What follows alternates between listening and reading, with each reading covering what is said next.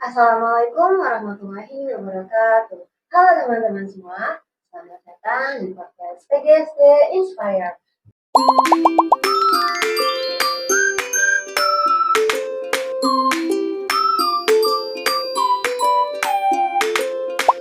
Bersama aku, Lucia Tautisya, anggota Bidang 3 PSDM Kominfo, di PGSD FKIP Hamka, yang akan memandu acara bidangnya podcast PGSD Inspire. Pada kali ini kita akan membahas tentang dua cerita dalam satu inspirasi yang pastinya akan membuat teman-teman juga semakin termotivasi di setiap harinya. Kalau dipikir ya, proses ataupun jalan berkembangnya seseorang itu pasti memiliki jalannya masing-masing.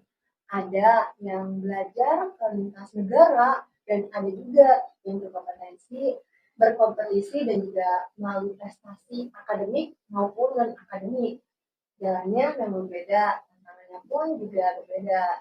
Tapi satu hal yang sama, yaitu keberanian untuk mencoba. Oke, pada hari ini kita ada dua narasumber yang luar biasa dengan pengalamannya yang juga nggak kalah keren pastinya.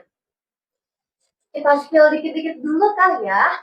Yang pertama itu ada salah satu dari mahasiswi aktif PGSD, peraih gold medal fourth place dalam The Trans National Folklore Festival yang diadakan oleh BMF EBUI, dan yang salah satunya juga sebagai peserta KKN internasional di Krabi, Thailand. Nah, kebetulan dua narasumber kita ini juga pernah menjadi bagian dari Hima PGSD FKIP Hamka. Udah penasaran belum? Udah ya? Mungkin kita langsung aja kali ya bertemu dengan dua narasumber kita yang sangat hebat ini. Oke, halo kakak-kakak. Halo. Gimana kabarnya? Baik? Alhamdulillah baik. Sama perjalanan ke sini gimana kak? Ya seperti biasa, Jakarta macet. Sepertinya teman-teman penonton tuh udah tidak sabar gitu untuk mendengarkan kisah-kisah inspiratif juga pengalaman-pengalaman hebat dari kakak-kakak. Nah, boleh kan dari kakak-kakak yang memperkenalkan diri terlebih dahulu? Oke, dari siapa dulu nih? Boleh duluan. Oke, perkenalkan, nama aku Tira Syifa Ramadhani. Aku salah satu mahasiswa aktif di PGSD FKIP Hamka, dan alhamdulillah di sini aku udah semester 6, hampir semester tua ya. Tapi tetap semangat. Dan tadi udah di-spill nih sama kakak host kita kalau kita ini pernah bergabung juga bersama Hima PGSD. Dan dulu alhamdulillah aku bergabung di bidang 1 organisasi di Hima PGSD. Keren. Halo Kak Tiara. Halo.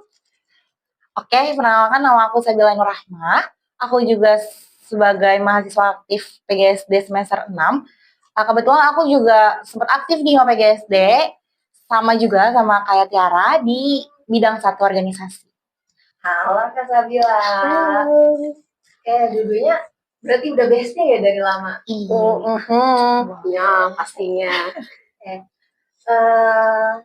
Mungkin sebelum kita masuk ke yang cerita inspiratifnya tuh, aku mau nanya pertanyaan yang ringan dulu kali ya Kak, sebagai teman kita. Kalau semisal pengalaman kakak yang kakak jalani itu tuh dijadikan sebuah film, kira-kira apa judul filmnya? Wake up. Nah, yang film nih, apa kita mau dijadiin sutradara? Bisa jadi. Coba enggak? Mungkin kalau aku mungkin judul filmnya lebih ke perjalanan untuk berkembang, kayaknya. Iya, kayaknya lebih tepatnya kayak gitu sih untuk pengucapannya. Ini dari Kakak Tira. Keren banget nih judulnya nih. Aku takut agak-agak sendiri nih. Kalau aku judulnya Kunyah-Kunyah. Kunyah-Kunyah? Iya, apa sih kepanjangan Kunyah-Kunyah ya? Pasti penasaran ya. Kunyah-Kunyah itu kuliah nyanyi. Oh, nyanyi. Kuliah dan nyanyi. Karena ya emang kegiatan aku selama di kuliah ini selain akademik, ya ada juga nyanyi. Kuliah nyanyi gitu. Kalau orang kan kadang kura-kura, terus kupu-kupu. Aku beda sendiri lah, kunyah. Sebutan baru ya ini. Ada, baru. Oh, menarik sekali. Ya Kak, waktu pertama kali nih Kakak daftar program ataupun lomba tersebut tuh, perasaan apa yang lebih dominan? Percaya diri kah, takut atau nekat? Ya udah ikut aja gitu. Aku dulu ya kali ya. Kalau perasaan yang aku jalani sih, mungkin ada percaya diri, tapi juga plus nekat sih ya. Karena ini alhamdulillah udah tahun kedua ikut lagi lomba dari National Folklore Festival atau biasanya disebutnya NFF ya. NFF karena alhamdulillah tahun lalu kita juga udah pernah ikut dan sekarang ikut lagi. Jadi kayak sebenarnya percaya diri iya, terus nanggung juga sih ya karena kemarin udah ikut, masa sekarang harus diberhentikan. Jadi mending kita teruskan perjalanannya daripada harus berhenti di tengah jalan. Yang tahun lalu menang juga nggak? Yang tahun lalu itu alhamdulillah kita tetap di gold medal tapi di posisinya peringkat ke-7. Alhamdulillah. Oke, kalau aku mungkin ya aku lebih ke nekat sih gitu karena sebelumnya aku kayak belum ada gambaran jelasnya kan dari mau ikut kegiatan KKN ini gitu. Jadi awalnya tuh aku cuman melihat berita aja nih dari kan kita ada grup PGSD ya per angkatan gitu. Nah itu tuh kan ada Bu Mimin, Bu Mimin tuh sempat share kalau misal sebagai kaprodi kita di PGSD, Bu Mimin tuh sempat share kalau misalkan ada kegiatan KKN Australia dulu sebelumnya gitu. Di situ aku sempat kayak aku mampu nggak ya untuk ikut KKN Australia gitu. Karena kan pasti dari biaya kosnya hidupnya yang lebih besar, abis itu juga terkait TOEFL-nya ya kan. Ya kan, nah dari situ tuh aku kayak mikir dulu, tapi aku sempat daftar di Australia gitu. Terus selanjutnya aku daftar lagi di KKN Thailand ini gitu. Nah yang alhamdulillahnya akhirnya lolos dari hasil micro teaching juga dan akhirnya berangkat ke Thailand gitu sih. Keren ya kakak ini. Nah, kita agak coba throwback dulu kali ya Kak. Ke awal mula ketika kakak mulai pertama kali kuliah. Nah, itu tuh apakah kakak yang sudah menemukan kayak pengen deh ikut pengalaman ini atau kayaknya ini menarik deh atau yang masih bingung aja? Aku duluan. Oke, boleh. Kalau aku mungkin pertama kali di kampus ya untuk mengikuti kegiatan tuh aku kayak bingung gitu awalnya, kayak sebenarnya aku tuh kan kewajiban kita sebenarnya belajar ya teman-teman. Aku tuh ngerasa sebenarnya aku mampu nggak ya kalau misalkan kehidupan belajar ini di-compare sama kehidupan aktivitas di luar gitu. Tapi akhirnya aku pertama kali dengar kan adanya Hima PGSD dan akhirnya aku memutuskan untuk join nih ke Hima PGSD gitu. Sebagai kader aku juga alhamdulillah cukup aktif ya di di kegiatan di periode tersebut gitu. Terus sampai akhirnya ada kegiatan pengabdian masyarakat juga. Aku juga sempat ngikut di situ sebagai divisi pendidikan. Nah dari situ tuh sebenarnya aku kayak pas ada KKN ke Taiwan ini aku ngerasa kayak kayaknya boleh nih dicoba lagi untuk ngajar-ngajarnya gitu. Terus selanjutnya aku juga sempat ikut kayak program pemira yang ada di kampus gitu sih kurang lebihnya. Berarti titik awal mulai itu ketika kakak ingin mengikuti Hima PGSD ya? Iya benar, Hima PGSD. Kalau boleh tahu itu kakak terinspirasi dari apa mengikuti Hima PGSD? Oke, karena kan sebenarnya yang aku tahu nih ya sebelum masuk ke dunia kampus, kalau misalkan di kampus kan pertarungan antar kita kan sengit ya gitu. Dan aku tuh ngerasa kalau aku sendiri belum punya benefit banyak nih di kehidupan aku untuk punya banyak link lah gitu di kampus gitu. Maka dari situ aku memutuskan kayak mungkin bisa nih aku masuk yang PGSD untuk membuka link untuk kehidupan aku selanjutnya gitu sih. Sama mungkin apa ya, lebih ke bisa belajar lebih banyak aja kalau misalkan dari Hima karena kita sebagai penggerak bidangnya gitu sih. Dan penggerak bidang itu kakak lebih tertariknya kepada bidang satu ya? Iya benar, di bidang organisasi. Yang kedua ke narasumber tadi. Kalau aku awalnya sih ya sebenarnya sama ada rasa bingung-bingungnya juga, apalagi sebenarnya paling takutnya adalah bagaimana nantinya aku akan memanajemen masih waktu aku ini. Itu kayak pastinya bakal lebih padat dari zaman kita SMA gitu. Meskipun SMA juga sebenarnya aku aktif organisasi, cuma pas lihat kayaknya kuliah dan banyak dapat cerita dari saudara terus teman, kuliah itu begini, akhirnya bingung. Aku kira-kira apakah bakal meneruskan untuk berorganisasi. Tapi pas aku masuk, aku juga merasa kayak aku nggak terlalu ini banget nih, kayak terpaku banget sama hal-hal yang kayaknya akademik gitu. Kadang aku juga ada di titik males kuliah gitu ya. Pastinya juga pernah kan ya merasa kayak males kuliah. Kayak bolak-balik kampus tuh kayak cuma belajar lagi terus pulang. Akhirnya aku nyari kegiatan apa ya yang kira-kira bisa menampung ke kebosanan aku mungkin ya. Kebosanan aku. Nah, aku ikutlah pertama pengen meniatkan diri aku ikut melanjutkan lagi paduan suara. Akhirnya di sini alhamdulillahnya ada UKM yaitu UHAMKA Choir yang bisa menampung minat bakat aku di bidang tarik suara. Akhirnya masuklah ke paduan suara tersebut. Tapi kayaknya rasanya satu aja masih merasa ada yang kurang ya gitu. Terus aku juga masuk PGSD emang bukan kayak yang selalu aku pengen. Jadi emang masuk PGSD juga, aku juga mau sekalian mengembangkan diri dan akhirnya aku juga masuk ke Hima PGSD untuk bisa mengembangkan diri aku lah, biar lebih tahu dunia PGSD itu seperti apa sih gitu, dunia perguruan gitu lah ya, itu kayak apa sih, dan aku masuklah ke Hima PGSD, masuk ke bidang 1 dengan berbagai apa ya kegiatan-kegiatannya yang pastinya menarik banget sama aku gitu. Kalau boleh tahu, kakak tuh emang suka nyanyi dari umur berapa? Suka nyanyi, sebenarnya dari kecil suka nyanyi ya. Dari kecil suka nyanyi dan mengembangkan nyanyi aku lagi tuh pas aku SD, kalau nggak salah itu kelas 2. Kelas 2 itu mulai ditarik-tarik lagi dari diri aku untuk ayo ikut nyanyi. Akhirnya pas kelas 4 ya, 4 atau 3 ya, kalau nggak lupa. 4 sama 5, alhamdulillah dikasih kesempatan sama Allah buat ikut FLS 2N waktu itu ya. Alhamdulillah sekali pernah juara 3, yang satunya qadarullah belum juara. Gitu. Dilanjutkanlah ke SMP ikut paduan suara, terus yang SMA paduan suara lagi, yang kuliah nanggunglah paduan suara juga. Ya, pada sampai sekarang pun bergabung dengan KM UHAMKA Choir, betul. Sangat menarik ya teman-teman, karena dari cerita dan juga pengalaman dari kakak-kakak ini itu tuh sangat-sangat yang wow gitu ya. Nah, mungkin kita sudah di throwback sedikit bagaimana kakak-kakak ini mulai, dan kita akan memasuki proses dan perjuangan mereka gitu. Kita mulai dari kakak siapa dulu nih? Dari Kak Tiara kali ya.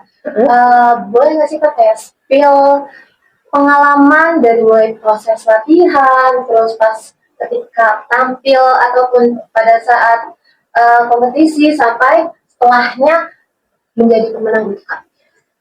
Oke, mungkin aku kasih tahu dulu kayak kalau untuk latihan itu kita itu dimulainya 2 bulan sebelum kompetisi itu dimulai, dan kompetisi itu adanya di bulan April tanggal 28. Emang udah mau akhir April sih ya, cuma waktu itu mulainya latihan itu di akhir Februari. Terus kita itu latihan itu dalam seminggu itu 3 kali. 3 kali itu udah termasuk kita latihan setelah kuliah. Di jam biasanya itu malam abis maghrib itu kita latihan di daerah sekitar sini kampus. Latihan biasanya dari jam segitu, paling malam biasanya kita suka jam 10 baru pulang, dan ya besoknya kita beraktivitas lagi, yang masuk pagi-pagi, yang masuk siang. Itu kita lakukan dalam hampir 2 bulan. Tapi biasanya mendekati hari H lomba itu kita nambahin lagi jam latihannya. Kadang pernah di suatu waktu kita itu seminggu full latihan. Karena emang banyak banget yang harus kita kejar. Dan FYI, kakak-kakak aku terdahulu itu biasanya kalau nyusun lomba terus latihan lomba itu 2 bulan itu sebenarnya sangat kurang. Iya, biasanya itu hampir apa ya? Hampir 5 bulan. Hampir 5 bulan sebelum lomba. Kayak misalnya bulan April, bisa jadi itu lomba itu di tahun sebelumnya persiapannya bulan November, Desember itu persiapannya dari situ. Dan itu kayak sebenarnya pas waktu awal-awal meyakinkan diri untuk lomba ini persiapan 2 bulan, kita yakin gak ya kita bisa gitu. Sebenarnya membawakannya hanya 2 lagu, cuma karena emang namanya kompetisi lomba ya, kita pasti punya tujuan yang beda-beda. Ada yang mau menang, ada yang mau menangnya ya udahlah, kalau misalnya menangnya cuma dapat bronze gak apa-apa, tapi kan target kita beneran mau jadi juara yang dapat gold medal. Dan kalau alhamdulillah kita dapat grand champion. Pokoknya kalau grand champion itu first place. Ya, first place di gold medal. Karena kan kalau di perlombaan paduan suara itu rata-rata dia pakainya tuh kategori gold, silver, sama bronze. Dan jadi bukan pakai juara 1, 2, 3 itu jarang. Jadi pakainya lebih ke peringkat dan juga kategori.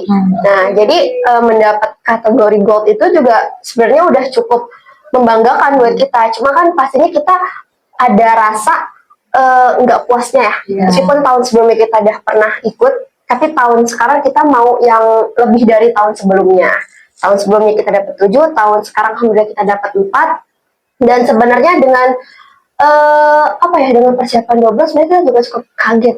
Kayak, oh my god, bisa ya ternyata persiapan 4 bulan. Dan jadi mikir lagi, kalau kita persiapannya lebih lama, pasti kita bisa dapat yang lebih ini lagi nih, yang lebih mantap lagi nih pastinya gitu lah ya. Terus kalau buat apanya lagi nih, kalau buat di panggung kali ya, pasti panggung itu sih pastinya rasa deg-degannya selalu ada. Meskipun ya udah pernah ikut sekali, tapi kan yang ikut lagi kayak sama di kompetisi yang sama, pastinya deg-degan juga gitu. Ini atmosfer panggung, terus di depan ada penonton yang emang ada jurinya juga. Jadi kayak waduh, ini kita nyanyi nggak asal nyanyi nih, kita nyanyi semuanya tuh dinilai, napas, tarikan napas, terus temponya itu semua dinilai. Kita kayak ini benar-benar harus bagus nih kalau ada juri nih. Ya itulah berasa banget deg-degannya, kayak muka dipaksa untuk tersenyum, tapi dalam diri kita tuh kayak deg-deg gitu, kayak nggak bisa nih. Tapi kan namanya kita udah di atas panggung, kita harus profesional ya. Karena emang ditanamkan juga sama pelatih aku di Hamka Choir, apapun keadaannya kita harus profesional. Oh, ada pelatih khususnya Kak? Ada. Gitu. Ada lagi nggak? Itu pelatihnya dari memang lulusan Hamka Choir atau ngambil dari luar? Kebetulan ngambilnya dari luar, tapi udah sama Hamka Choir tuh udah dari lama, dari tahun 2005 ya. Iya, 2005 pas aku lahir ya. Kalian belum lahir deh. Udah lama banget berarti ya Kak Choirnya sampai sekarang itu Kak? Sampai sekarang. Keren banget. Alhamdulillah. Perasaan Kakak pas mendapatkan gold medal itu gimana Kak? Ya pastinya udah kayak awalnya kaget, terus kayak menang pastinya ada kayak terharu, campur aduk, sedih, seneng gitu, kayak semuanya ada. Dan kebetulan juga pas lagi tahun ini itu aku ketua pelaksananya. Ketua pelaksana? Iya, ketua pelaksana yang dari Hamka Choir. Nah, itu kan pastinya kita punya yang mengatur secara internal kita ya. Alhamdulillah pada tahun ini itu aku diamankan menjadi ketuanya dan ketua pelaksananya. Jadi kayak pastinya ada rasa tersendiri gitu, kayak alhamdulillah ternyata tanggung jawab aku selama ini bisa berbuahnya segini nih gitu. Jadi ada merasa ya bersyukurlah atas tanggung jawabnya itu. Tapi Kak, selama mengikuti kompetisi proses lah ya, maksudnya itu tuh ada nggak sih kayak tantangan yang sekiranya tuh sulit untuk dihadapi dan bikin kayak aduh nyerah tapi sayang gitu? Oke. Tantangan banyak sih ya. Kalau tantangannya itu biasanya kita ada 2 ya, 2 kategori nih. Ada kategorinya juga nih. Ada. Tantangan yang pertama itu dari lagunya, penguasaan lagunya. Itu sebenarnya lagunya lagu daerah ya, kan kita kan folklore. Tapi biasanya lagu-lagu yang diambil itu adalah lagu-lagu yang emang jarang didengar sama orang-orang, jadi nggak familiar gitu. Iya. Nah, kita ini ada lagu wajib sama lagu pilihan. Lagu wajib itu dari penyelenggara BEM FEBUI-nya. Dan kita ini juga sebenarnya per kategori. Nah, kategori yang aku ikutin itu kategori B, kategori umum. Jadi per kategori itu lagu wajibnya beda. Dan lagu wajibnya itu judulnya Hati-Hati Raja. Nah, denger gak? Baru dengerin. Baru denger. Aku juga sebenarnya pas dikasih tahu lagu wajibnya, baru denger nih. Gimana ya? Gitu, lagunya kayak nggak kebayang sama sekali gitu. Dan itu tuh lagunya dari daerah Sulawesi. Aku agak lupa Sulawesi apa. Ya itu Hati-Hati Raja. Kalau nggak salah nanti boleh teman-teman di searchingnya. Bener nggak sih Sulawesi? Aku agak lupa ya. Gitu. Dan itu dikemas secara choir. Jadi emang selain nambah apa ya? Nambah perjuangan baru kali ya. Tapi juga nambah pengetahuan baru dari mengikuti lomba tersebut. Kemudian lagu pilihannya lagu yang dipilih per paduan suara ya. Kalau dari Ilham Kopair pilihnya lagu Sinanggartulo. Tahu dong ya, kalau Sinanggartulo ya. Emang udah familiar nih di telinga banyak orang kalau Sinanggartulo. Gitu. Dan dari si penguasaan lagu itu kayak emang harus dirasain banget kita kalau ini harus banget dihayatin gitu. Bagaimana dari satu nada ke satu nada yang lain itu pasti penghayatannya harus beda. Kayak benar-benar kita harus membawa orang yang nonton ke lagunya, ke feel-nya tuh harus dibawa, harus dapat gitu. Kayak kalau lagunya sedih berarti gimana biar feel-nya nyampe ke penonton, berarti kita harus buat penontonnya juga merasa sedih gitu. Sinanggartulo juga sama. Nah itu yang tantangan yang pertama. Kategori pertama. Kategori kedua itu biasa tantangannya itu waktu. Iya. Kayak yang tadi aku sebutin dari awal, 2 bulan itu sebenarnya kurang. Ya meskipun kita mendapatkan apa yang kita mau lebih dari tahun sebelumnya, cuma 2 bulan itu masih kurang. Iya, dan dengan waktu yang emang kita masih kuliah juga kan ya, masih kuliah lagi padat-padatnya kuliah itu, kayak kita kan nggak tahu ya kegiatan kuliah orang itu beda-beda. Ada yang hari ini libur, tapi ada juga hari ini yang ternyata lagi praktek atau mungkin lagi ada apa itu dari dosennya kan ya. Nah itu sih, terus juga yang mungkin lebih ke personal yang kadang belum bisa manajemen waktunya gitu ya, termasuk aku sendiri gitu ya, manajemen waktunya emang sangat susah gitu, menyeimbangkan antara manajemen waktu terus kesibukan akademik dan juga kesehatan. Iya, kesehatan, kita pulang malam pastinya harus lebih aware sama kesehatan. Iya, karena angin malam kan masuk angin ya, masuk angin, kerokan, tolak angin semuanya gitu ya. Jadi kayak emang itu sih tantangannya, harus bisa menjaga diri, menjaga waktu, mengatur kesibukan lah ya. Dari 2 kategori tantangan tadi, kira-kira apa sih Kak yang membuat kakak tuh pada akhirnya untuk tetap bertahan dan ya melanjutkannya seperti itu? Tetap melanjutkannya karena kita dari awal itu punya usaha yang sama. Kalau kita punya usaha, niat yang sama, insya Allah pastinya semuanya akan berjalan. Jadi kita itu nggak boleh jomplang antara satu orang dan satu orang lain. Misalnya satu aktif, satunya pasif. Tapi kita yang aktif nggak mau menggandeng yang pasif. Artinya kan kita usahanya ya cuma sendiri-sendiri, jalannya cuma sendiri. Yang lain misalnya udah nyampe 10, ada yang masih 8, ada yang masih 7. Harusnya kan kalau kita punya niat sama-sama, kita punya target sama-sama buat punya target gold medal atau apa, harusnya kan kita menggandeng semuanya biar bisa, ayo kita sama-sama ke 10. Kalau misalnya nanti kita mundur, ya udah aku juga ikutin mundur gitu. Asalkan kita kalau udah mundur, kita nggak boleh makin mundur, tapi kita harus mundur ya habis itu maju lagi gitu. Jadi biar ya semuanya tuh sama-sama, karena kita punya usaha yang sama. Dan akhirnya pada akhirnya setelah melewati berbagai tantangan-tantangan, kita memulihkannya lagi sebenarnya nggak deket-deket sih ya, deket-deket hari lomba itu kita pulihin lagi semangatnya, semuanya kita push semuanya gitu. Aku juga salah satu ketua pelaksana juga emang harus nge-push dari panitianya, terus dari peserta-pesertanya gitu. Ayo kita bisa, kita punya goals, kita harus hajar lah goals kita ini. Ayo bareng-bareng, akhirnya semuanya langsung tergerak, kita jalan lagi bareng-bareng. Menarik ya teman-teman, cerita dan juga kisah inspiratif dari Kak Tiara. Nah, ini kita berlanjut ke narasumber yang nggak kalah keren, yaitu Kak Sabira ya, yang mengikuti program KKN internasional di Bali, Thailand.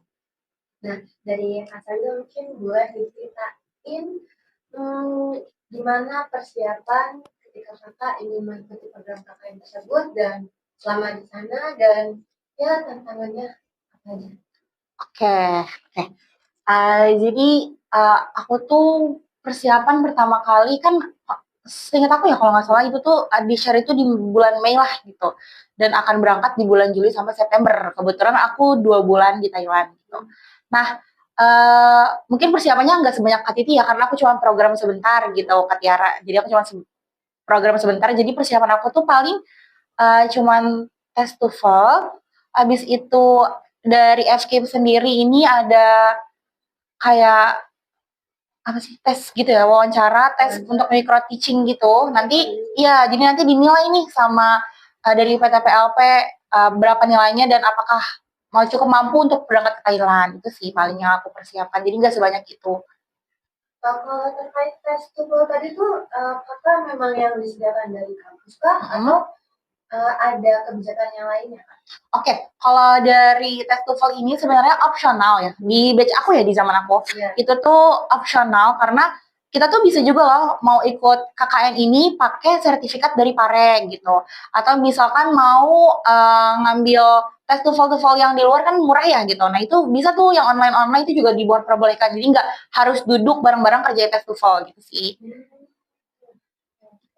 Kalau yang tadi persiapan micro teaching ya Kak, itu kan setahu aku ya, itu kayak minyak sebelum micro teaching kayak ada SPP dan segala macam itu juga perlu dipersiapkan nggak sih Kak?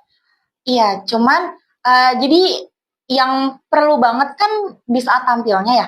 Jadi nanti tuh kita syaratnya tuh membuat video micro teaching menggunakan bahasa Inggris sekitar 20 menit. Itu paling minimal di jam aku minimal 20 menit. Nah, itu ya udah, jadi aku tuh, dan itu tuh temanya benar-benar bebas gitu lah, misalkan kamu mau vocabulary atau misalkan mau parts of body atau apapun itulah gitu. Nah, kebetulan di saat itu aku milih part of body karena aku milih kayaknya kalau kelas rendah untuk 20 menit lebih mudah diajarkannya ya kan, karena kan pengulangan biasanya. Ya udah, akhirnya aku ya udah pakai part of body, dan itu tuh micro teachingnya lebih ke menampilkan aja sih, kayak video habis itu ada muka kita gitu. Jadi kayak menampilkan gitu. Jadi habis itu juga dikirimnya melalui G-Drive sih, nggak yang langsung micro teaching di depannya. Jadi penilaiannya bersifatnya pribadi nih dari PT gitu. Terus kalau terkait mata pelajarannya kan, micro teaching kan mata pelajaran. Nah itu tuh pakai memang yang bahasa Inggris atau boleh yang lain tapi pakai bahasa Inggris? Boleh yang lain tapi pakai bahasa Inggris. Apa aja ya? Apa aja. Oke. Untuk persiapan lainnya kayak semacam kan, tapi sebelumnya nih Kak, kan kita kan Kakak mau ke Thailand ya. Ada nggak sih kayak ketakutan nanti di Thailand gimana ya? Jujur banget nih. Terus aku tuh kayak takut banget gitu loh. Aku tuh cuman ngebayangin kayak seberapa mampu aku survive di sana gitu. Iya, karena dari awal tuh, dari pertama kali pendaftaran tuh, aku tuh kan sempet ya ngomong sama bunda aku kayak, Bun, ada nih KKN internasional, kalau misalkan kakak ikut gimana gitu kan. Terus kata bunda, yaudah nggak apa, dicoba aja gitu. Habis aku micro teaching, jadi pokoknya setiap ada selesai apa sih, kayak misalkan hari ini wawancara, besok micro teaching, ya timeline. Nah dari timeline itu bunda aku tuh selalu nanya bisa enggak gitu. Nah sedangkan aku kan nanya kayak pede aja gitu, iya udahlah gitu kan. Jadi aku kayak bisa. Nah sampai di terakhir kali tuh abis micro teaching, sebelum keluar nilai, bunda aku tuh nanya kayak kayaknya kamu lolos deh gitu. Jadi dia tuh ada feeling gitu kayak kamu lolos deh nih. Terus aku bilang, aku sampai bilang kayak gini, jangan kayak gitu. Maksudnya aku tuh jadi kayak berdebar-debar sendiri gitu loh, ya kan. Akhirnya aku kayak dan gak lama dari situ kan kebetulan sebelumnya aku pernah diajarin sama Pak Azhar kan sebagai bagian dari PT juga. Waktu itu Pak Azhar juga sempat nanya, Bill, kamu ikut ya kegiatan KKN Thailand ini gitu. Terus katanya pokoknya di spill sedikit kalau misalkan nggak lama dari ini akan keluar nih nilainya gitu dan akan keluar siapa yang lolos gitu. Dan alhamdulillah aku termasuk dari bagian itu. Alhamdulillah. Masya Allah.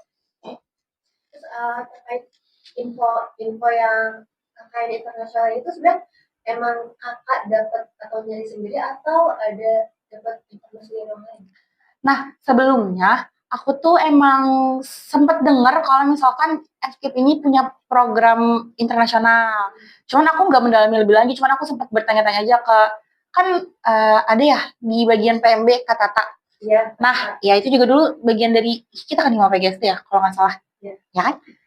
Nah itu dia juga sempat ikut nih di apa namanya, KKN. Nah, KKN ke Thailand gitu deh pokoknya.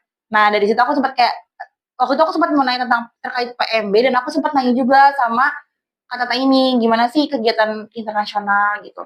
Terus selang dari waktu itu nggak lama banget, akhirnya ada tuh kalau ya kayak announcement gitu kalau misalkan ada nih mau yang KKN Thailand gitu, so aku langsung daftar gitu aja sih. Kakak ke yang internasional KKN internasional itu ada sempat ngajak temen kah atau udah sendiri aja gitu? Aku jujur aku sendiri aja karena aku tuh kayak lebih ketakut gitu loh. Aku juga sebenarnya mau ngajak orang juga aku sendiri pun takut gitu ya, kayak sebenarnya aku tuh mampu nggak ya gitu kan. Sebenarnya dari sini aku jadi bisa tahu nih kemampuan aku seberapa besar gitu sih. Jadi akhirnya aku jadi diem aja tuh, pas keluar lolos baru tuh aku bilang. Waktu itu juga lagi ada acara hima gitu, dan itu tuh buka pengumumannya bareng lah sama teman-teman gitu ya. Jadi kayak namanya keluar tuh langsung kayak berangkat ke Taiwan gitu. Jadi kakak tuh ke Thailand pas proses persiapan Thailandnya itu ketika kakak masih jadi hima gitu ya? Iya, masih dari bagian hima PGSD. Dan itu maksudnya kan lagi menjadi hima nih kak, dan proses persiapan yang mungkin orang-orang belum tahu tuh kayak, aduh kayaknya banyak nih yang harus dipersiapkan. Tapi kakak kayak menyanggupinya kah atau ada sedikit kendalanya? Sebenarnya jujur ya, di saat itu tuh emang lagi agak hektik juga pembelajarannya juga. Itu kalau semester 5 ya? Iya. 5 baru kemarin. 6, 4 ke 5, benar. Semester 4, lupa. Pokoknya semester 4 ke semester 5 itu kan barulah kita ngerasa kayak nih kayaknya semester udah mulai berat nih gitu kan. Dan itu tuh kayak timeline-nya tuh deket banget. Jadi dari aku harus form-form yang harus aku isi, abis itu ya abis fill out form, abis itu aku juga kayak micro teaching aku, dan itu kan maksudnya ngeditnya bahkan aku sempet kayak beberapa kali gitu, maaf ya Bapak Ibu dosen, saya kayak sempet ngedit gitu di kelas gitu, kayak pokoknya hari ini harus selesai gitu sih kurang lebihnya. Ya. Terus setelah kakak kan udah diterima dapat pengumuman terima jadi peserta program KKN internasional. Nah, ketika kakak pergi ke sana kan kakak sendirian, nggak ada teman. Itu kayak pas sampai di Thailand itu apa perasaan kakak pertama kali? Jujur, karena ternyata kan, jadi aku tuh flight itu kan dari Indonesia ke Singapura. Dulu transit dari Singapura baru ke Krabi. Nah, sebenarnya ya, aku tuh di awal itu, kan kita nih kegiatan KKN ini tuh nggak cuma FKIP UHAMKA, tapi ada dari berbagai kampus. Jadi FKIP UHAMKA ada, FAI UHAMKA juga ada, habis itu ada UNJ, UAI, IBS, ya IBS. Jadi ada 5 lah, 5 sampai 6 lah itu kurang lebih ya. Nah itu jadi kita tuh kurang lebih ada 40 mahasiswa yang akan disebarluaskan di 20 sekolah yang ada di Thailand dengan kondisi yang berbeda-beda. Jadi dari awal kita ikut kegiatan ini tuh udah di disclaimer dulu nih kalau misalkan kesempatan dan yang lain-lainnya tuh nggak akan sama yang aku dapat sama yang lain gitu. Dan yang kebetulan lagi, aku kan kebetulan nih aku alumni dari salah satu pondok pesantren lah. Nah di kegiatan ini tuh ada sekitar 4 orang yang dari pondok aku, tapi dari kampus-kampus yang lain. Tapi itu kakak kelas aku gitu loh. Jadi aku kayak, ada dia gitu. Jadi pas dan gitu kan kita sempat ada kayak Zoom meeting kayak buat persiapan. Jadi dibagi misalkan persiapan pertama apa nih yang dibahas, persiapan kedua pembelajaran di sana kayak gimana, pokoknya dibahas gitu deh sama penyelenggaranya.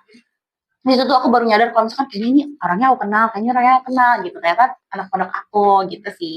Ya di sana jadinya kayak pas di pesawat kan, jadi ceritanya tuh ini flight pertama aku ya buat international departures, dan aku tuh ngerasa kayak uh, wah banget lah kayak bakal pergi nih ke luar negeri guys gitu ya, kayak wah aku nih ke luar negeri gitu, naik pesawat yang pertama kali ke luar negeri gitu.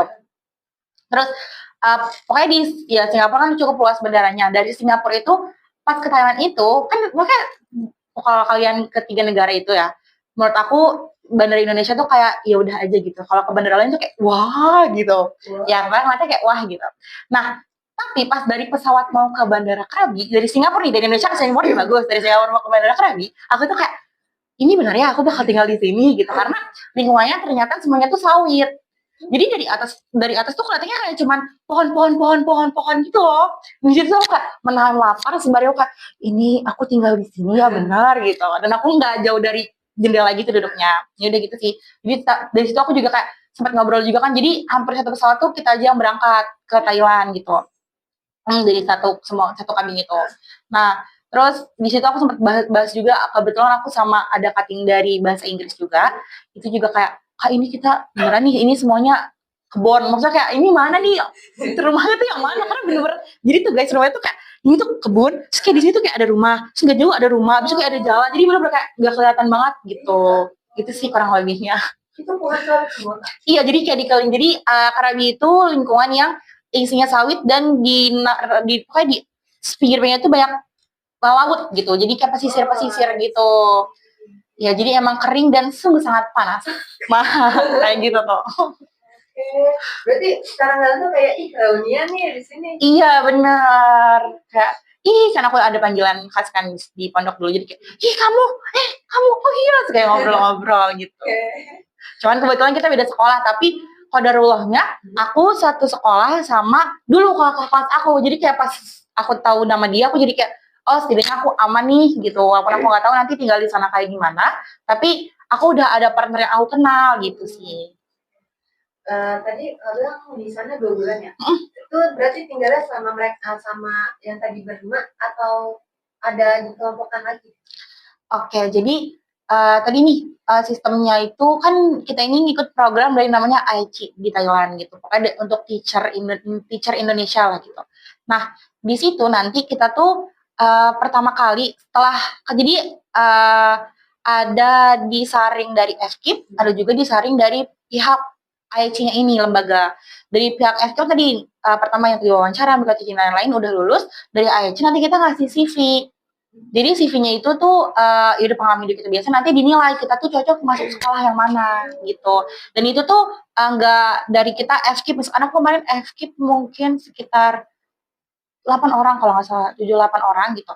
Nah, nggak cuma itu aja, jadi kita tuh dicampur. Jadi FKIP bisa sama UAI, bisa sama UNJ gitu. Iya ya. Tapi kan itu kakak ngajar ya? Itu menggunakan bahasa Thailand kah atau bahasa Inggris? Oke, aku mengajar di Thailand ini ngajarnya bahasa Inggris. Cuman karena aku tuh ngajarnya bener-bener satu sekolah, jadi aku ngajar dari baby, kindergarten 1, 2, 3 sampai primary 1 sampai 6. Itu bener-bener semuanya aku pegang. Jadi aku tuh pertama kali kan aku observasi dulu ya, kayak bisa nggak ya anak-anak ini untuk mengikuti pembelajaran full bahasa Inggris? Tapi ternyata mungkin karena Thailand kan punya bahasa sendiri ya, yang nggak Latin kan tulisannya gitu. Jadi mereka tuh emang agak cukup sulit gitu untuk belajar bahasa Inggris kebetulan, karena sekolah aku tuh juga sekolah swasta gitu. Jadi akhirnya aku memutuskan sama partner aku ini untuk gimana kalau kita ngajarnya tuh 3 bahasa kalau anak kecil. Jadi misalkan hari ini aku belajar part of body di kindergarten 1 gitu. Yaudah misalkan bahasa Inggrisnya pala, head gitu. Nanti misalkan bahasa Thailandnya apa, neng gitu. Terus bahasa Indonesianya kepala gitu. Jadi kayak lebih ke spelling bee aja gitu. Gitu sih. Berarti kakak di sana secara langsung juga belajar bahasa Thailand juga ya? Iya, karena emang wajib banget. Karena mereka tuh kalau misalkan nggak paham, mereka kan bener-bener kayak, oh kayak gitu kan. Nah jadi itu aku kayak, oh berarti mereka nggak paham. Dan kadang tuh kebetulan juga guru pamong aku yang di sana tuh ya mungkin bahasa Inggrisnya dan cara mengajarnya tuh tidak tersampaikan langsung ke muridnya gitu. Jadi kadang-kadang udah aku ajarin, terus nanti aku nanya kan, kadang-kadang kan muridnya nih nggak begitu paham ya bahasa Inggris yang aku jelasin. Dan kalau misalkan aku terkendala dengan bahasa Thailandnya, aku bilang ke teachernya kalau misalkan bisa nggak tolong dijelasin ulang gitu. Nanti mereka baru kayak belajar lagi gitu. Tapi di kelas yang sama, tapi itu sih mungkin kendalanya yang ada di situ ya. Uh, Belajarnya itu tuh dengan waktu yang singkat sekitar 25 menit sampai 30 menit dalam satu session, sedangkan alfabet aja mereka belum tentu bisa gitu sih kendalanya. Tapi Kak, kalau misal di Indonesia ya kan biasanya tuh waktu sekolah dari Senin sampai Jumat. Nah, di Thailand tuh juga sama kah? Atau mereka punya kayak ketentuan kebijakan waktu sekolah tersendiri? Sama sih, mereka Senin sampai Jumat juga sekolah. Cuma mereka tuh yang uniknya mereka tuh kayak punya sport day gitu. Dan kebetulan sekolah aku tuh emang bagusnya di sport. Jadi emang setiap hari mereka ya berolahraga, kayak banyak kegiatan olahraganya gitu. Dan kalau misalkan seperti itu, misalkan di provinsi, kan aku di Krabi, di apa ya, lupa pokoknya misalkan Depok nih, Depok ada kecamatan Beji, satu kecamatan nih, misalkan aku ikut sport day gitu, jadi dari semua sekolah ada lomba, terus nanti ada pawai gitu sih. Kemarin aku alhamdulillahnya sempat merasakan hal itu, jadi kayak di tengah lapangan kita kayak pawai dulu nih jalan, jadi mereka tuh kayak pakai baju, tau gak sih kalau dulu kita TK kayak pentas seni gitu. Nah, itu tuh jadi kayak baju kayak warna kuning mencereng, warna biru mencereng, habis semua kayak banyak beling-beling, kayak kita pawai bawa nama sekolah keliling sampai ke sekolah pusat untuk sport day gitu. Tapi Kak, kan itu di situ maksudnya Kakak kayak lagi tinggal di negara orang yang ada nggak sih kayak, ataukah sering kayak, aduh kangen Indonesia nih, atau apa yang membuat kayak tiba-tiba ternyata di sini begini kangen Indonesia gitu. Iya guys, makanya buat kalian semua nih yang terbiasa makan-makan rumah, masakan bunda, kalian tuh benar-benar harus bersyukur karena di negara orang tuh rasanya tuh nggak sesama itu gitu. Bahkan karena mungkin kita yang kayak akan rempah dan di negara lain gak kayak akan rempah, jadi tuh rasanya tuh benar-benar ngebuat kayak ih kangen banget, walaupun nih setiap hari bunda kalian cuma masak telur, itu tuh udah kayak enak banget guys. Jadi kayak kalian tuh harus bersyukur kayak ada yang masakin tiap pagi gitu, karena kalau misalkan di ya balik lagi ya, kalau misalkan kayak kita nih sekarang di kampus ngekos harus beli makanan di luar gitu. Nah kalau di Thailand aku juga qadarullah dapatnya yang kayak emang bener-bener terpelosok gitu, jadi kayak nyari makan juga cukup sulit ya, harus jalan 2 kilo nih kalau misalkan sore gitu. Kalau misalkan pagi ada dekat sekolah, cuman kalau sore harus jalan 2 kilo, berangkat doang, belum pulang. Jadi sama pulang 4 kilo. Jadi kalau udah makan, udah hilang lagi tuh makanan di dalam tubuh. Nah gitu sih. Jadi harus, ya bersyukurlah karena benar-benar rasanya itu beda. Bahkan, mungkin minimarket yang paling Sevel atau Lotus ya. Itu tuh, kalau misalkan kalian beli, misalkan di kita tuh ada saus yang besar, ada saus yang kemasan kecil, ada yang saset. Jadi dia tuh rata-rata kayak cuma yang botol-botol besar aja gitu loh. Ya jadi, nggak mungkin kan kayak masih kita belanja yang gede-gede gitu, setelah kita nggak selalu masak gitu sih. Ini ada nggak sih kayak, berarti itu sebuah tantangan yang memang pada saat mengajar ya di kakak, tapi itu tuh juga menjadi sebuah pengalaman yang berkesan. Oke, mungkin pokoknya intinya dari aku ya, bedanya di Indonesia, kita tuh benar-benar harus bersyukur banget karena Indonesia tuh benar-benar negara yang menjaga adab dan sopan santun ya. Jadi kita antar kita dan murid tuh walaupun kita benar-benar harus mendidik dari awal gitu. Tapi kalau di Thailand tuh mungkin perbedaannya ya itu mereka tuh nggak begitu paham lah akan adab gitu, ya adab dan sopan santun gitu. Jadi kita udah bener-bener yang kayak harus mengubuk, bahkan kalau kita kan dari kecil biasanya makan duduk, habis itu misalkan di depan guru harus sopan, ya kan mendengarkan, habis itu juga ya dilarang misalkan kentut di depan guru, kita tahu lah itu nggak sopan. Nah kalau orang Thailand tuh nggak tahu kalau kentut di depan guru itu nggak sopan gitu. Aku juga sempat, itu lucu banget, jadi aku lagi ngajar. Jadi emang aku ngajar kan muter tuh, aku lagi di kelas 4, itu emang anaknya tuh lucu banget. Jadi dia tiba-tiba kayak ada suara bet gitu, terus kita kayak kak dia kentut ya kayak gitu, terus dia kayak enggak, kita nggak tahu kalau misalkan kentut tuh nggak boleh loh di depan kelas, depan guru, itu termasuk dari bagian adab gitu sih. Jadi dan yang paling berkesan tuh mungkin kayak karena di negara orang ya gitu.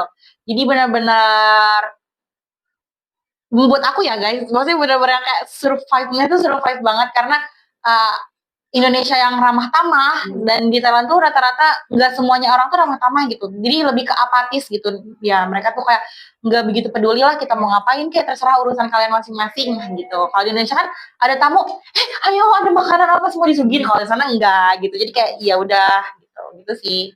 Tapi dari tantangan-tantangan yang tadi tuh apa sih yang bisa bikin kakak tuh tetap bertahan sampai selama 2 bulan itu?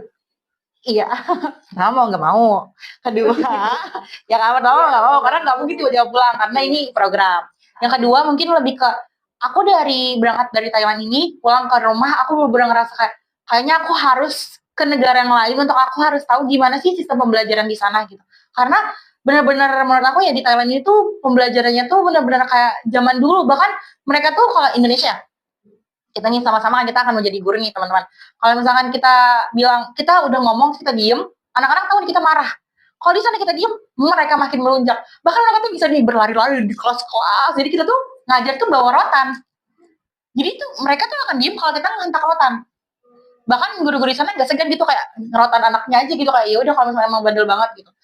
Jadi kalau misalkan kita nggak megang rotan, mereka nggak bakal diem sampai kita angkat kayak kita angkat nih mata kita melotot baru dia diem gitu sih. Oh itu kayak beda gitu ya? Benar, jadi emang mungkin lebih ke zaman dulu cara mereka mendidik anak-anaknya juga gitu. Oke. Setelah Kak Tiara dan juga Kak Sabina kan mendengar ya cerita satu sama lain pengalamannya tuh.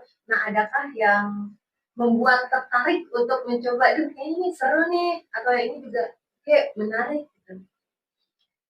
Apa deh mencoba sama lain Iya, kayak mencoba kayak pengen deh coba KKN lagi mungkin.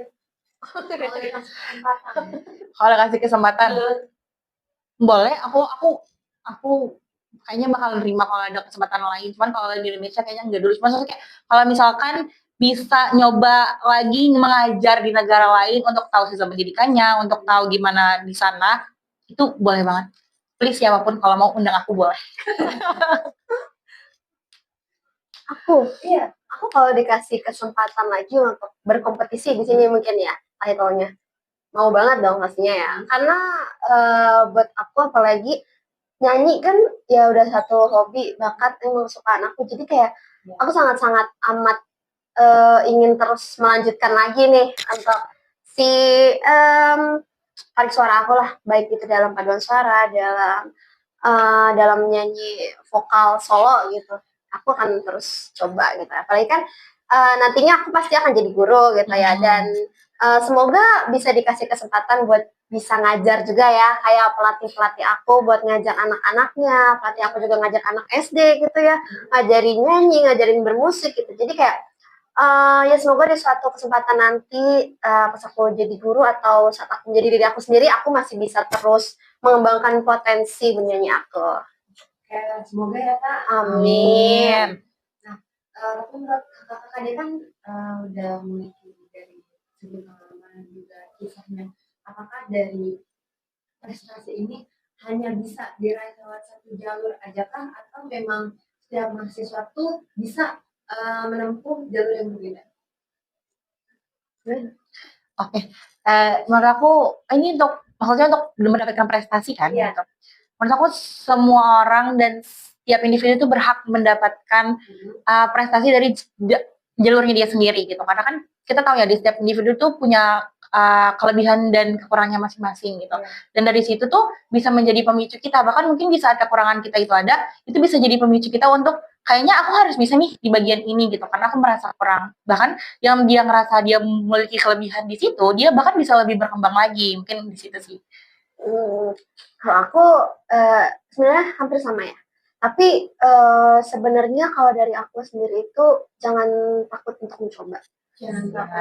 Iya, jangan takut untuk mencoba. Karena maksudnya kadang kan ada orang yang banyak gitu ya yang bakatnya terpendam gitu. Atau mungkin kayak aku ambil aja kayak suka nyanyi gitu. Cuma kayak takut buat nyanyi di panggung atau gimana gitu. Itu hajar aja sih, menurut aku coba aja gitu. Kalau misalnya nggak dicoba ya kalian bakal stuck di posisi itu terus gitu. Jadi ya kependem lagi kan, ujung-ujungnya tetap nyanyi di kamar mandi lah kan ya. Nyanyi sambil masak itu kan kayak sayang banget gitu. Jadi lebih baik kayak coba dulu aja gitu. Benar sih Kak, maksudnya poin yang disampaikan jangan takut juga mencoba dan juga kita harus bisa mengubah kekurangan itu menjadi kelebihan karena seringkali ya mahasiswa tuh yang memiliki rasa minder karena pencapaian itu bisa dibilang berbeda dengan orang lain dan hanya bisa ditempuh hanya melewati satu jalur atau satu jalan itu saja. Nah, kita sedikit menyinggung tadi kan kakak sempat berorganisasi dan juga sempat juga saat itu berorganisasi dan pergi ke KKN internasional. Nah, itu gimana sih Kak cara kakak membagi waktu antara organisasi, persiapan, dan ya semacam hal itulah yang berkaitan dengan kakak tadi. Dari aku dulu kali ya? Iya. Oke, boleh. Tadi kan aku juga udah sempet diceritain ya kalau misalnya kalau organisasi itu aku pernah ikut Hima PGSD sama aku juga ikut Hamka Choir kan ya. Belum lagi aku juga mahasiswa yang punya tanggungan akademik ya, harus wajib itu ya. Jadi ya kalau misalnya di total kalau organisasi berarti 2 ya, dualisme. Nggak terbayang itu bagaimana rasanya menjadi anak dualisme yang harus kuliah, pulang pergi juga. Jadi emang harus menyeimbangkan seluruh kegiatannya. Tapi buat aku itu pasti kuncinya itu adalah harus bisa manajemen waktu sama skala prioritas. Ya, gitu. Dan yang pasti selalu aku nomor satukan itu adalah akademik. Jadi biasanya itu kalau sama akademik itu aku suka menyeimbangkan si organisasi ini sama akademik gitu. Kadang ya maaf banget ini Bapak Ibu dosen kalau saya suka di kelas mungkin ya tiba-tiba kayak tadi saya bilang ngedit atau apa. Terus mungkin aku lagi ini kali ya lagi ngerjain proker gitu kan ya, lagi nulis proker. Biasanya kan pernah jadi MC tuh ya, nulis MC tuh, tanda-tandain MC ini gitu. Terus juga kadang harus punya target penyelesaian lagu gitu ya di UC untuk latihan gitu. Kadang aku suka ngulik-ngulik lagu gitu di kelas ya. Kita kan suka ada buat partitur gitu ya, partitur lagu tuh kita batik-batik terus kita tulis-tulis. Nah itu, nah jadi kadang emang kalau urusan akademik itu aku kadang mau nggak mau itu menyeimbangkan semuanya itu barengan. Emang pusing sih ya, kayak kuping harus mendengar ke dosen menjelaskan, tapi pikiran kayak kemana-mana, itu juga pusing. Cuma ya emang itulah tanggungannya seseorang yang emang punya tanggung jawab lebih dari sekedar hanya untuk akademik gitu. Nah tadi kalau untuk persiapannya gimana, disambungkan dengan organisasi dan juga akademik gitu ya. Yang tadi aku bilang kalau misalnya kesehatan itu berpengaruh banget. Jadi kalau misalnya kita tahu nih kegiatan kita sepadat apa, kayak latihannya sampai kapan, terus rapat-rapat organisasinya itu sampai kapan, kita juga harus aware sama kesehatan tubuh kita. Karena kan maksudnya yang milikin tubuh kita ya hanya kita gitu. Dan kita nggak hanya berhenti saat itu aja, tapi besoknya kita akan berkegiatan terus menerus, hari-harinya sama kayak gitu ya. Kita harus bangun lagi, meskipun ya PGSD kan masuknya siang ya kita, always masuk siang. Dan pasti ada kalanya tidur tapi bangunnya siang. Cuma kan ya namanya bertemu lagi dengan hari yang sama, dengan kegiatan yang sama, pastinya kesehatan kita juga yang jadi ininya ya, apa ya, prioritasnya harusnya gitu kan ya. Jadi yang emang harus diutamakan selain dari manajemen waktu dan juga prioritas ya, skala prioritas, yaitu kesehatan. Ya, jadi buat teman-teman mungkin yang punya kegiatan yang sama kayak aku dan juga Kak Sabila nih, jangan lupa prioritasinnya yaitu kesehatan yang pertama. Di luar dari segala macam, kesehatan itu harus jadi nomor 1 gitu ya. Seminim-minimnya kalian minum vitamin setiap hari itu udah sangat mensupport kesehatan kalian gitu. Jadi ya itu kuncinya kalau dari aku untuk seluruh kegiatan itu seimbang gitu ya, dari akademiknya juga organisasi. Selain yang 2 hal tadi adalah kesehatan. Boleh dari Kak Sabila? Kayak mungkin jawaban Tiara udah mencakup semua ya. Tapi mungkin buat aku seberat apapun yang kalian rasain kalau misalkan kalian ikut organisasi gitu, itu sebenarnya salah satu proses hidup yang benar-benar akan kalian rindukan gitu loh. Di saat kalian kesusahan, di saat kalian eh, gimana ya, kayak semua tuh kayak gitu, kayak semuanya Riuh ada, ya, riuh iya gitu. riuh, kayak tugas ada, organisasi ada, habis itu pokoknya deadline apapun yang banyak itu bisa jadi benar-benar bisa jadi pelajaran banget buat kalian untuk manajemen waktu pertama gitu. Habis itu juga untuk tahu skala prioritas, benar tadi kata Tiara, skala prioritas, karena benar kan akademik itu yang paling pertama nih di kehidupan kita ya kan, yang akan menunjang semuanya nih di akademik. Nah, dari situ juga pokoknya apapun yang kalian rasain dari per hari, misalkan hari ini rasanya berat, toh besok juga kita belum tahu apakah akan seberat itu atau enggak gitu. Makanya itu yang namanya proses hidup. Jadi udah jalanin aja, karena semuanya itu pasti udah ada takarannya dan insya Allah itu akan berbuah hasil buat kita ke depannya. Itu sih dari aku. Yang sudah ditakar tidak akan tertukar. Asik. Bisa nih. Quotes of the day. Udah 2 kayak tadi ya. Iya, benar-benar. Oke, daripada ini ya Maya, kita tetap menjalani proses dan semua tuh sudah ada takarannya. Cuma tadi balik lagi seperti apa yang dibilang Kak Tiara, misal kesehatan itu juga menjadi prioritas utama supaya bisa tetap melanjutkan berkegiatan sehari-hari, betul ya Kak? Nah, menurut kakak-kakak sendiri nih, seberapa berpengaruhnya sih lingkungan di kampus ini dalam mendukung mahasiswa untuk berkembang dan meraih prestasi? Gimana? Oke. Jadi menurut aku lingkungan kampus itu sebenarnya udah wadah yang pas banget nih untuk kita meraih prestasi. Tapi kita sebagai individu kan kita harus tahu dulu nih, apakah wadah ini tuh tempat untuk kita, dan apakah sebenarnya tuh adakah wadahnya gitu. Sebenarnya tuh yang minim di kita zaman sekarang ya, mencari tahu. Bahkan udah dikasih tahu pun kita nggak tahu, ya kan? Betul. Itu PR banget nih di generasi kita yang sekarang gitu. Yang nggak apa-apa tuh maunya dikasih terus. Nah itu tuh, jadi kita tuh sebenarnya harus cari tahu dulu sebenarnya ada nggak sih wadahnya pertama, kalau belum ada infonya gitu. Dari mencari tahu itu kita bisa memilah dan memilih dan memilah lagi apakah wadah ini tuh cocok buat kita gitu. Tapi sebenarnya overall buat kampus itu udah menjadi wadah yang cukup banget nih untuk kita menempuh pendidikan. Itu sih dari aku. Cuman ya dari luar juga tetap butuh ya gitu ya, untuk menambah-nambah gitu. Dari aku mungkin ya lebih ke ini sih ya, kadang itu kalau untuk mensupport diri kita itu kita juga butuh lingkungan yang saling support system ya bahasanya ya. Kita harus punya support system, tapi kan support system gak harus bentuknya, kalau zaman sekarang kan bentuknya pacar kali ya. Pacar, boyfriend gitu. Tapi kan kalau menurut aku ya support system gak harus dari itu semua gitu ya. Dari lingkungan kampus yang mensupport, kayak tadi kampus juga udah mensupport, kita juga harus punya lingkungan pertemanan yang emang support juga. Iya betul. Dari tadi Kak Sabila bilang kalau KKN pastinya juga kan kayak nggak cuma dari keluarga aja nih minta restu, minta izinnya ya. Pastinya juga kayak pertama yang pastinya di sharing itu pastinya kan temennya gitu. Kayak mau KKN nih gimana menurutnya gitu. Menurutnya gimana nih kalau misalnya aku ikut KKN gitu. Pasti kan ada ya. Nah sama juga kalau misalnya aku berkompetisi gitu ya, apalagi kan ini kan kompetisi paduan suara ya, kayak yang aku bilang sebelumnya, kalau kita ini harus punya niat dan usaha yang sama. Nah itu kan juga termasuk dari lingkungan ya. Lingkungan aku tuh kayak saling setuju gitu kalau misalnya kita ikut kompetisi, kita harus ikutin kompetisi ini bareng-bareng gitu. Jadi kayak emang kita punya tujuan yang sama, jadi support kita, usaha kita itu harus sama juga gitu, lingkungan.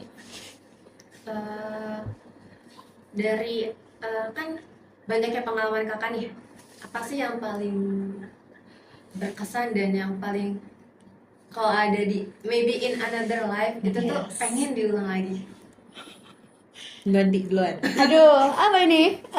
In another life diulang lagi, apa ya? Kalau untuk sekarang sudah cukup bangga menjadi bagian dari mahasiswa aktif PGSD FKIP UHAMKA. Sepakat. Cuma another life mungkin aku bisa belajar lagi dari beberapa kesalahan-kesalahan yang emang ternyata saat aku sadarin itu harusnya nggak harus aku lakuin gitu ya. Misalnya pastinya dari persiapan kali ya, kayak lomba tadi aku bilang persiapan. kayak 2 bulan sebenarnya kurang gitu. Maybe in another life gitu.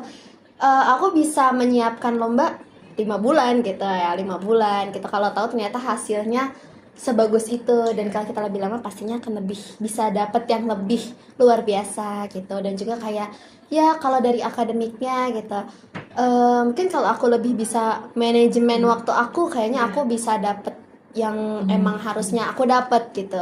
Jadi kan pasti kadang di akademik kan kita juga suka banyak nyeselnya gitu ya. Aduh, harusnya aku nggak kayak gini, harusnya aku nggak kayak gini, harusnya aku kayak gitu. Nah itu mungkin maybe in another life aku ya, gitu. Oke, kalau mungkin aku ya, kalau maybe in another life aku mungkin lebih mengembangkan sayap aku lagi untuk belajar. Mungkin aku kayak gitu ya. Karena menurut aku tuh kadang tuh ya, maksudnya kita pasti kan struggle pertama kali kita belajar tuh di kampus kayak apa sih ini, belajar apa sih gitu kan. Tapi semakin lama, semakin kita tahu, aku tuh semakin ngerasa kayak oh ternyata ada sesuatu yang baru di dunia, dan aku tuh ngerasa tertantang gitu loh kalau ada sesuatu yang kayak ini baru nih, oh ada kayak gini ya ternyata gitu. Jadi mungkin aku lebih melebarkan sayap aku lagi, lebih meminimalisir kesalahan-kesalahan aku buat. Bukan berarti nggak boleh salah, tapi mungkin kedepannya bisa lebih baik lagi untuk mengolahnya gitu sih. Oke, lanjut. Mungkin ya sekarang ini tuh banyak orang yang hanya melihat pada hasil akhir aja gitu, tanpa menimbang ataupun memikirkan bahwa sebelum-sebelumnya atau selama mereka berproses tuh sebenarnya udah ada arti dari perjuangan tersendiri. Nah, kalau semisal ada dari kita nih mahasiswa PGSD kah atau mungkin penonton yang lainnya ingin mencoba untuk mulai mengembangkan diri, tapi mereka tuh masih bingung loh harus mulai dari mana. Nah, apa saran ataupun masukan yang ingin kakak sampaikan? Aku boleh. Seperti kunci aku di awal ya, jangan takut mencoba. Jangan takut mencoba. Iya, coba dulu karena kalau kita nggak coba kita nggak bakal tahu potensi dalam diri kita. Nah, setelah kita mencoba, itu kita harus mengevaluasi apa yang kita coba, itu ya. Kayak kita pun dalam dunia berorganisasi, kita habis melakukan sesuatu pasti kita adakan evaluasi agar kesalahan-kesalahan yang sudah kita jalankan gitu ya, baik kesalahan maupun nggak salah gitu ya, itu tidak akan terulang lagi atau mungkin nanti kedepannya bisa berkembang lagi. Nah sama kayak potensi yang harus kita coba, kita harus coba dulu, terus kita analisis tadi saat kita coba ini kita itu kurangnya apa sih, terus yang pas-pasan tuh apa sih gitu, biar nanti saat kita coba lagi yang kedua kali kita bisa tahu, oh yang percobaan pertama aku melakukan kesalahan ini nih, berarti di percobaan kedua aku harus nggak boleh melakukan kesalahan itu. Atau mungkin yang emang pas-pasan kayak percobaan yang pertama aku kurang ini deh, kurang itu deh, berarti yang percobaan kedua aku harus lebih dari itu. Gitu. Jadi ya aku sih pegang kuncinya itu aja ya, jangan takut mencoba. Dan kalau emang ternyata dari evaluasi ternyata kita nggak cocok ya berarti kita kan bisa cut ya. Nah itu berarti emang kuncinya emang kita harus mencoba dulu, baru kita bisa tahu nih potensi kita itu kemana, apa yang harus kita unggulkan ya, seperti Hamka unggul. Jadi kita bisa tahu ke depannya nih kita harus apa aja nih yang harus kita jalanin, apa yang harus enggak. Oke, kalau dari aku ya lebih ke percaya diri sih, karena menurut aku Percaya diri. iya, menurut aku kita pun sekarang yang kita ngerasain nggak ada apa-apa di dalam diri kita tuh di dalam diri orang lain mungkin mengapresiasi apa yang ada di diri kita gitu. Bahkan jadi dari percaya diri ini tuh kita harus memunculkan rasa kayak oh aku tuh sebenarnya udah keren loh sampai bisa di titik ini gitu. Kalian udah menempuh kuliah ya kan, menempuh kuliah atau bahkan yang kerja atau siapapun lah di dunia ini, di diri kalian itu punya valuenya masing-masing, dan kalian itu punya udah your own life sendiri untuk kalian tuh tahu apa sih yang ada di diri kalian untuk kedepannya gitu. Menurut aku juga dari pembelajaran per hari, dari rasa bersyukur yang kalian rasain per hari itu tuh benar-benar bisa menjadikan diri kalian lebih baik ke depannya. Maka dari itu jangan lupa terus bersyukur, berusaha, dan jangan lupa juga diselingin sama doa. Itu sih dari aku. Bisa dikolaborasi kita ya. Dari percaya diri harus berani mencoba. Nah, Oh, combo. Combo.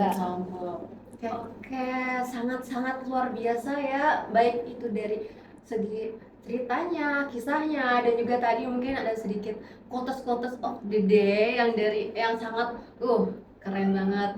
Nah, sebelum kita mengakhiri sesi podcast ini ya, karena kan tadi sepertinya tuh dari Kak Tiara yang memiliki suara dan mengikuti paduan suara, dan juga Kak Sabila yang sempat tinggal di Thailand selama 2 bulan. Mungkin boleh kali ya Kak kayak menunjukkan eh, keahliannya ataupun juga oleh-oleh bahasa Thailandnya gitu. Oleh-oleh bener. Oleh-oleh, bener Iya, banget. bener, nggak salah. Bener, oleh-oleh bahasa.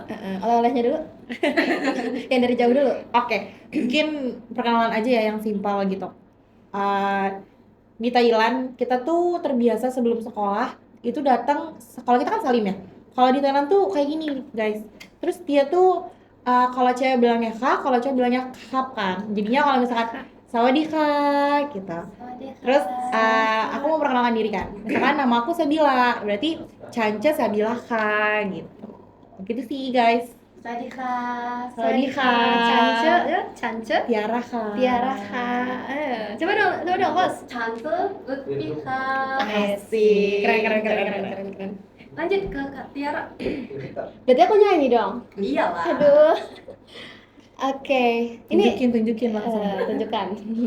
Ini lagu kesukaan aku sih ya. Karena nggak cuma dari lagunya aja yang bagus, tapi pas aku dalamin maknanya juga bagus.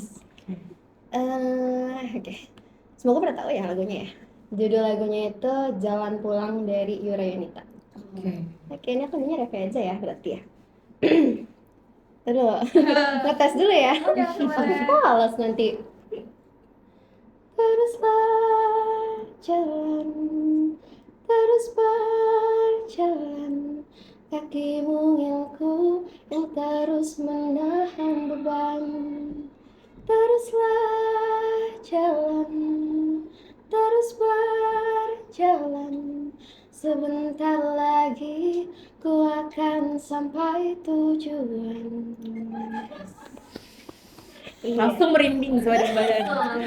Iya, jadi emang aku tuh meng-highlight banget dari refnya itu. Jadi kayak aku kan merasakan ya beban jadi seorang mahasiswa yang pastinya kegiatannya nggak sedikit ya. Apalagi mungkin di sini dari teman-teman juga ada yang nggak cuma kegiatannya hanya kuliah pulang, dan juga mungkin ada yang organisasi, dan juga mungkin yang kuliah pulang juga punya beban tersendiri ya. Kayak pulang juga kan pastinya kita harus menyiapkan energi ya. Kita habis kuliah capek, terus harus menghadapi jalan yang mungkin macet ya. Dari Jakarta ke Jakarta yang lainnya itu kan pasti macet banget ya. Entah itu naik Transum atau kendaraan pribadi pasti capek juga, dan harus berangkat dengan mengalami keadaan yang seperti itu kan mungkin pastinya jadi tantangan, tapi kalian bisa mencapai tujuan itu. Tadi kaki kecilmu yang terus menahan beban, yaitu bebannya kita yang pasti banyak banget dapat hikmahnya. Dan teruslah jalan, sebentar lagi kau akan sampai tujuan kita masing-masing. Kita mau make sure dulu Kak sebelum kita menyelesaikan sesi ini. Kakak ini bukan adiknya Tiara Andini kan? Kebetulan bukan. Soalnya hampir sama kayaknya. Hampir sama ya, Tiara juga ya. Oke. Mungkin nggak terasa gitu ya, ternyata sudah hampir 1 jaman kita berbincang ria terkait cerita dan juga pengalaman yang sangat menginspirasi dan memotivasi teman-teman. Mungkin kita sudahi episode kali ini. Terima kasih banyak kepada narasumber Kak Tiara dan juga Kak Sabila yang telah meluangkan waktunya, meluangkan pengalaman-pengalamannya untuk para penonton. Dan juga terima kasih kepada teman-teman yang sudah mendengarkan podcast PGSD Inspire. Semoga setelah mendengarkan podcast ini kita semakin yakin bahwa setiap mahasiswa ataupun setiap individu kita itu memiliki jalannya masing-masing untuk berkembang. Mungkin bukan saatnya saat ini, tapi di beberapa hari kemudian atau di kesempatan yang lainnya.